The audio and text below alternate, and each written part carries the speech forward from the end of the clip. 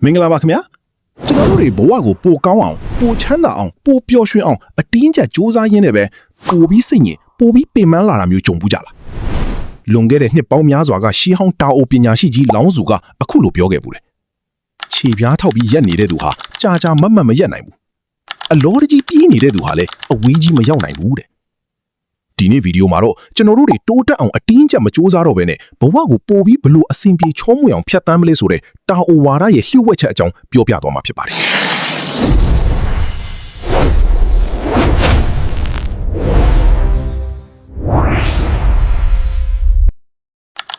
ကျွန်တော်တို့တွေဘာလို့ပင်ပန်းနေကြတာလဲကျွန်တော်တို့ခေတ်သစ်လူသားတွေဟာအမြဲတမ်းတစ်ခုခုဖြစ်အောင်စူးစမ်းနေရမှာအကျိုးရှိတယ်လို့ထင်နေကြပါတယ်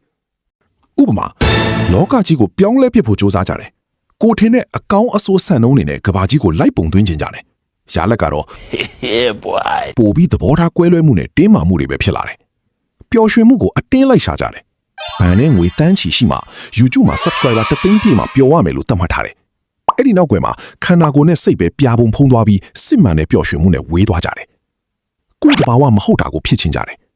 ်လူသားတွေသတ်မှတ်ထားတဲ့ပုံသေးဆန်နှုံးနဲ့ဝင်စမ်းအောင်ကိုယ့်ရဲ့ပဂတိဖြစ်တည်မှုကိုအတင်းအကျပ်လိုက်ပြောင်းနေကြပါတယ်တာဝါဒီတွေကတော့ပြောပါတယ်ဒါဟာရေစံကိုအတင်းကူးနေတယ်လို့ပဲတဲ့ပင်ပန်းယုံပဲရှိမယ်ဘဲမှလည်းမရောက်ပါဘူးတာဝါဒကိုအသေးအံလေးလာခဲ့တဲ့ပညာရှင်အလန်ဝေါ့စ်ကတခါကထောက်ပြခဲ့ပူပါတယ်လောကမှာအကောင်းဆုံးတွေပြီးကျင်တဲ့သူတော်ကောင်းရောင်ဆောင်တွေဟာတကယ်တော့ပြဿနာအရှာဆုံးလူတွေဖြစ်နေတတ်တယ်ဆိုတာပါပ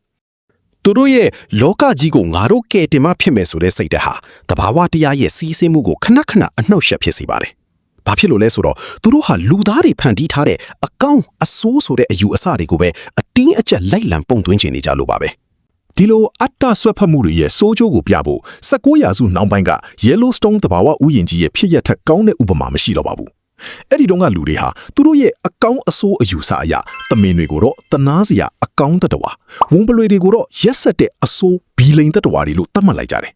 ပြီးတော့ငါတို့သမင်တွေကိုကဲတင်မှဖြစ်မယ်တစ်တော်ကြီးငိမ့်ချမ်းဖို့ဝန်ပလွေတွေကိုအမြင့်ပြတ်တတ်ရမယ်ဆိုတဲ့တွေးခေါ်မှုနဲ့ဝန်ပလွေတွေကိုအကုန်လိုက်တက်ပစ်ခဲ့ကြပါတယ်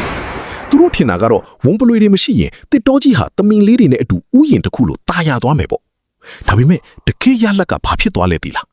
းတဘာဝရဲ့စနစ်ထဲကဝန်ပလွေဆိုတဲ့ကွင်းဆက်တစ်ခုကိုလူတွေကအတင်းဖြတ်တောက်လိုက်တဲ့အခါသမင်ဦးရေဟာအစမတန်များပြားလာပြီးတစ်တော်တွေကတစ်ပင်မှန်သမျှမျက်မှန်သမျှကိုကိုက်စားပစ်ကြပါတော့တယ်။နောက်ဆုံးတစ်ပင်တွေကုန်သွားတော့မြေစည်းလွှာတွေပြက်စီးမြစ်ကြောင်းတွေကောသွားပြီးတောတစ်ခုလုံးကန်တာရလို့ဖြစ်သွားခဲ့ပါတယ်။အဆိုးဆုံးကတော့ဝန်ပလွေတွေကိုကဲတင်ကျင်လို့ဆိုပြီးအတင်းကာကွယ်ပေးခဲ့တဲ့သမင်တွေပါအစာငတ်ပြီးအဆုလိုက်အပြုံလိုက်တိတ်ဆုံးကုန်ရတာပါပဲ။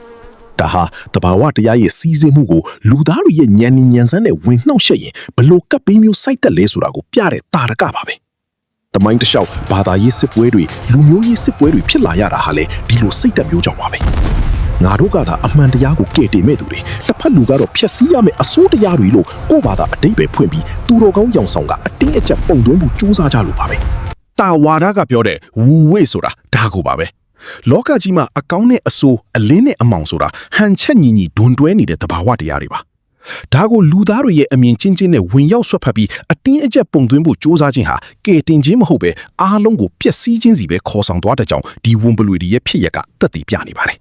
ဒီလိုပင်ပန်းမှုတွေကနေရုံထွက်ဖို့တာအိုဝါဒမှာဝူဝေဆိုတဲ့အယူအဆတစ်ခုရှိပါတယ်စာသားအတိုင်းဘာသာပြန်ရင်တော့ဘာမှမလုပ်ချင်း doing nothing ပေါ့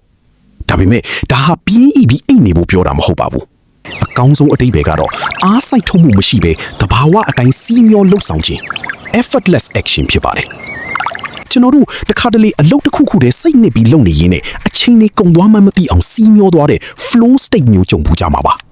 ကချီတွေကကားကွက်နဲ့တသားသေးဖြစ်သွားသလိုကြပြားစရာကကြပြားနဲ့တသားသေးဖြစ်သွားသလိုမျိုးပေါ့စัจ java လာကြီးဟာသူ့အလိုလိုရွေ့လျားပြောင်းလဲနေတဲ့အတွက်ကျွန်တော်တို့ကအတင်းအကျပ်အားမဆိုင်ပဲတဘာဝတရားရဲ့စီးဆင်းမှုနဲ့အညီအတိညာဉ်ရှိလိုက်ပါစီးမျောတက်ဖို့လိုပါတယ်။ရေဟာအလွန်နူးညံ့ပြီးဘသူ့ကိုမှအတင်းအကျပ်တိုက်ခိုက်ခြင်းမရှိပါဘူး။ခွက်ထဲထည့်ရင်ခွက်ပုံစံပလင်းထဲထည့်ရင်ပလင်းပုံစံတဘာဝအတိုင်းအလိုက်တင်စီးမျောပါတယ်။ဒါပေမဲ့ကဘာပေါ်မှာအမာဆုံးဆိုတဲ့ကြောက်တုံးကြီးတွေကိုအချိန်ကြာလာရင်အပေါက်ဖြစ်အောင်ဖြူခွဲနိုင်တာဟာလည်းရည်ပဲဖြစ်ပါတယ်။တခါတလေကျွန်တော်တို့အိတ်မပျော်တဲ့ညတွေကြုံဘူးကြမှာပါအိပ်ပျော်ဖို့အတွက်အတင်းအကျပ်စူးစမ်းလေအိပ်လို့မရလေအိပ်ပျော်ဖို့စူးစမ်းလေဆိုပြီးဂျာအီသူ့အမေရိုက်လို့ဖြစ်ဖူးကြမှာပါအဲ့လိုအချိန်မှာအိပ်ပျော်အောင်အတင်းမစူးစမ်းတော့ပဲအနားယူဖို့ပဲမှိန်းနေလိုက်တဲ့အခါအိပ်ပျော်သွားတတ်ပါတယ်ဒါကိုဝူဝေးလို့ခေါ်ပါတယ်သင်ငန်းစာ ကိုမာထမ်းမနေပဲရေလိုနူးညံ့ပြီးအလိုက်တင်စီးမျောတတ်ရင်အခက်ခဲတွေကိုအားစိုက်စရာမလိုပဲကြော်ဖြတ်နိုင်ပါတယ်စဉ်းစားကြည့်ရင်ပြဿနာတော်တော်များများဟာကျွန်တော်တို့ဝင်မဆွတ်ဖက်ပဲထားလိုက်တဲ့အခါသူ့အလိုလိုပြေလေသွားတတ်တာမျိုးမကြာခဏရှိပါတယ်လက်တွေ့ဘဝမှာဘယ်လိုကျင့်သုံးမလဲဒါဆိုရင်ဒီအတွေးခေါ်ကိုလက်တွေ့ဘဝမှာဘယ်လိုကျင့်သုံးမလဲနီးလန်းနှစ်ခုရှိပါတယ်တစ်အလေအလတ်လမ်းစဉ် middle path ကိုရှောက်ပါကိုယ့်ရဲ့လုံနိုင်စွမ်းထက်ကြော်လွန်ပြီးကိုအတင်းအကျပ်တွန်းအားမပေးပါနဲ့မိမိရဲ့အရှိအတိုင်းတီတီငြိမ်ငြိမ်နေထိုင်ခြင်းကကျမ်းမာရေးကိုကောစိတ်အေးချမ်းမှုကိုပါထိမ့်သိမ့်ပေးနိုင်ပါတယ်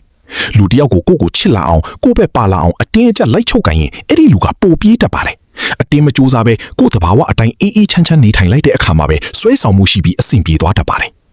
နှစ်အစွဲအလန်းတွေကိုလွှတ်ချပါ unlearn နေ့တိုင်းဘ ഹു တုတအသစ်တွေအစွဲအလန်းတွေကိုထပ်ပြီးစုပ်ကင်နေမဲ့အစားစိတ်ထဲကပုံသေးကားချက်အယူအဆတွေကိုလွှတ်ချလိုက်ပါတာအိုဝါဒီတွေကဒါကိုနှလုံးသားကိုဥပုပ်စောင့်တည်ခြင်း fasting of the heart လို့ခေါ်ပါတယ်စိတ်ထဲမှာအစွဲအလန်းတွေကင်းစင်ပြီးစိတ်ငြိမ်သွားတဲ့အခါမှာစစ်မှန်တဲ့ရောင်ရည်မှုနဲ့ပျော်ရွှင်မှုကိုရှာတွေ့မှာဖြစ်ပါတယ်စိတ်ကူးတစ်ခုရခြင်းလို့အတင်းအုံနောက်စားပြီးတွေးနေရင်ဘာမှထွက်မလာပဲအလုတ်ကနားပြီးရေချိုးနေခြင်းဒါမှမဟုတ်လမ်းလျှောက်နေတဲ့ဘာမှမလုပ်တဲ့အချိန်ကျမှအိုင်ဒီယာကောင်းတွေအလိုလိုထွက်လာတတ်တာမျိုးဖြစ်ပါတယ်အတင်းကျပ်စူးစမ်းနေခြင်းကိုရပ်တန့်ပြီးတဘာဝတရားရဲ့လမ်းစဉ်အတိုင်းစီးမျောတက်လာတဲ့အခါကျွန်တော်တို့ဟာဘာမှအတင်းကျပ်မလုပ်ရဘဲနဲ့အရာရာဟာသူ့အလိုလိုပြီးပြည့်စုံသွားတာကိုတွေ့ရပါလိမ့်မယ်တစ်စိတစ်စိကိုစိတ်ထားရင်ကျွန်တော်တို့ကအတင်းဆွဲညစ်ပြီးကြီးလာအောင်လုပ်လို့မရပါဘူးသူဖြစ်ရမယ့်အချိန်တန်ရင်အပင်ကြီးဖြစ်ပြီးအသီးတွေအလိုလိုတီးလာမှာပါကျွန်တော်တို့လုပ်ရမှာကရေလောင်းပေါင်းတင်ပြီးဘေးကနေစောင့်ကြည့်ပေးဖို့ပဲဖြစ်ပါတယ်တဘာဝတရားဟာဘယ်တော့မှအလုံးမတကြီးမလုပ်ဘူးဒါပေမဲ့ဘာတစ်ခုမှမပြီးပဲကြံ့မနေပါဘူးဒါဟာတာအိုဝါဒရဲ့မကြိုးစားခြင်းရဲ့အမှုပညာပါပဲဗီဒီယိုလေးကိုသဘောကျရင် like နဲ့ subscribe လုပ်ထားဖို့မမေ့ပါနဲ့ဦးခင်ဗျာအားလုံးပဲတဘာဝအတိုင်းအေးချမ်းစွာစီးမျောနိုင်ကြပါစေကျေးဇူးတင်ပါတယ်